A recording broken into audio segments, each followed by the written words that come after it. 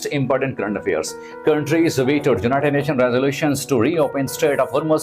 Straight of Hormuz को खोलने के हवाले से सिक्योरिटी काउंसिल में करारदाद पेश की जाती है और करारदाद पेश करने वाला कंट्री कौन सा होता है? वो बहरैन होता है, याद रखिएगा जी। It was presented by Bahrain.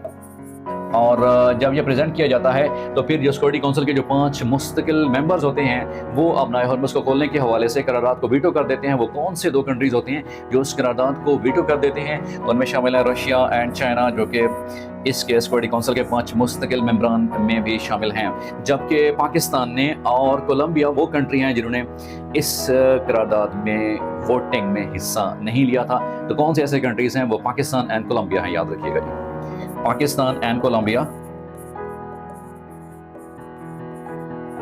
Pakistan and Colombia did not participate in voting. Did not participate. कौन से 2 कंट्रीज हैं जो कि हिस्सा नहीं लेते?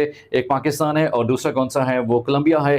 अमेरिका ये जोर देता है, ट्रंप ये जोर देता है कि आप मेरा साथ नहीं दे रहे, वक्त याद रखा जाएगा। और जब ये सिक्योरिटी काउंसिल में ये करारदाद पेश की जाती है कि स्ट्रेट ऑफ हॉर्मस को ओपन किया जाए, दोबारा खोला जाए, तो उसमें 2 मुस्तकिल मेंबर जो हैं वो कौन से हैं? रशिया और चाइना। वो इस करारदाद को वीटो कर देते हैं, रद्द कर देते हैं।